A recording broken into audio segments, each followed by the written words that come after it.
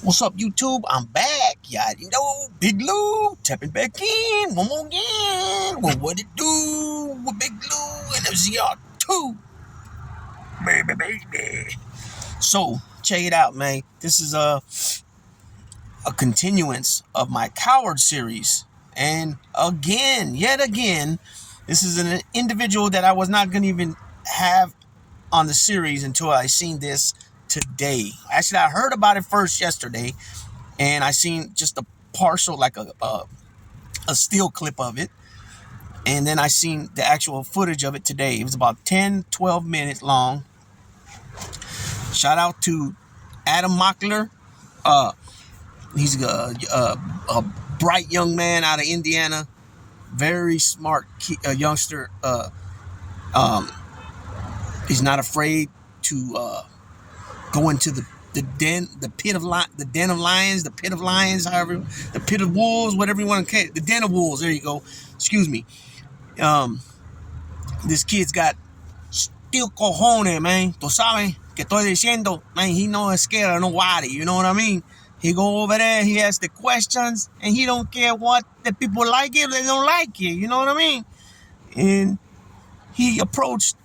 And this kid is he's a Gen Z. He's a liberal, progressive. I would definitely say, right. I get a lot of news from him and watch it.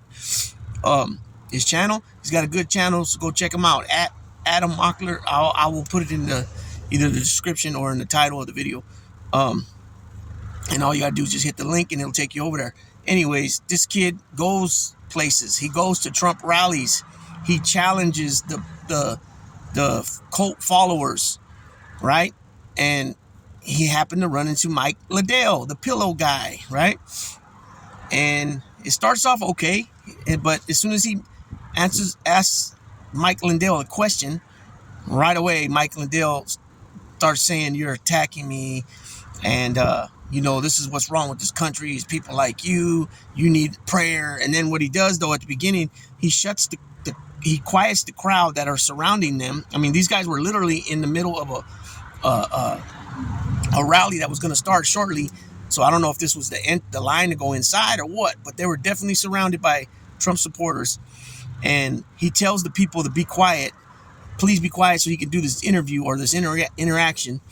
But then as soon as he hears something that he don't like that Adam says, then he interacts with the crowd again and he says that, I was an ex-crackhead, and I found God in religion. So now he's commanding the crowd to now get on Adam, right?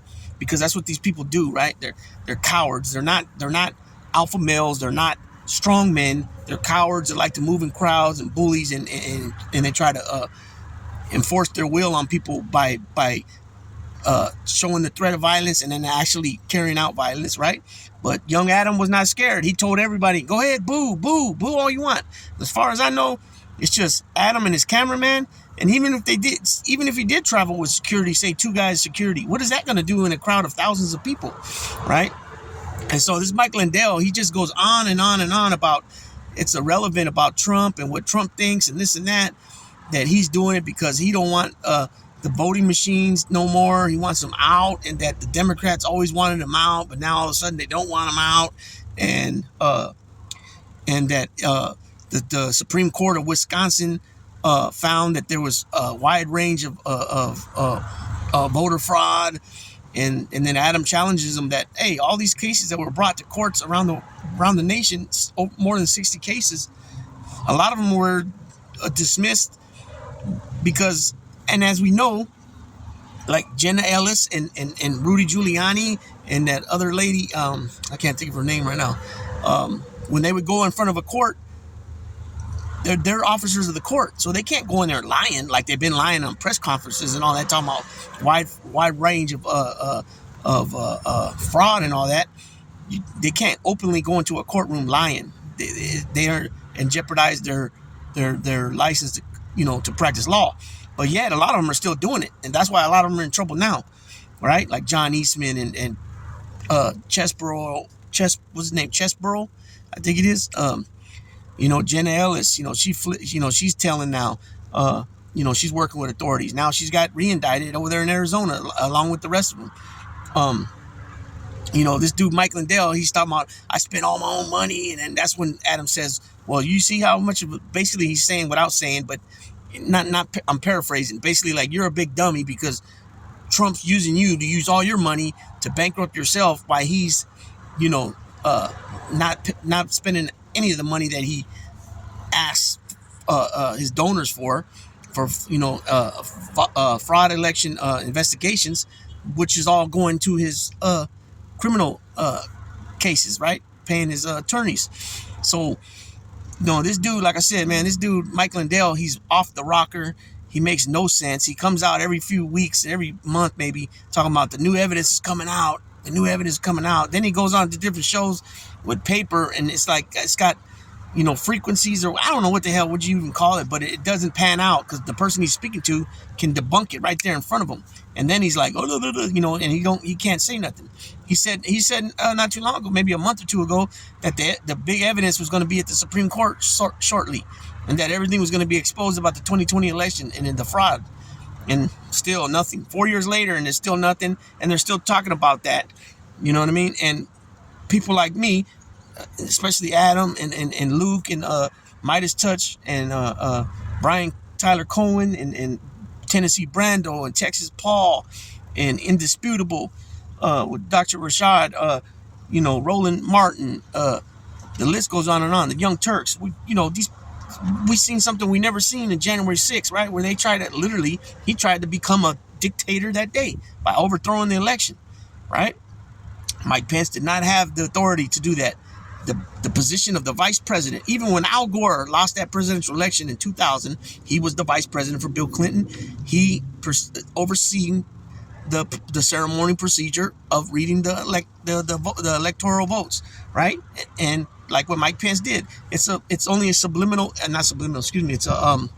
it's only a ceremonial duty only. It's not a duty any other way to stop it, to say it's not good, to say it's not legit, none of that. All right. And because he did what was right, thank God his son talked some sense into him, Mike Pence. He told his dad, that's the same Constitution that I swore over, that you swore over.